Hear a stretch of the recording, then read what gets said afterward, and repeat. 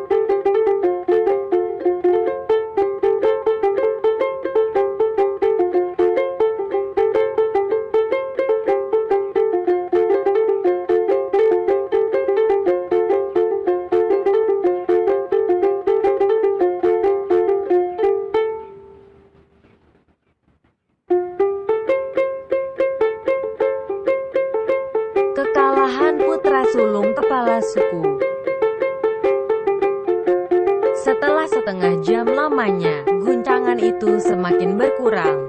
Ketika membuka mata, sang petani mendapati dirinya tengah terlentang di atas tanah tempatnya berdiri. Dengan penuh rasa syukur, ia mengarahkan tombak saktinya ke arah langit dan membaca mantra.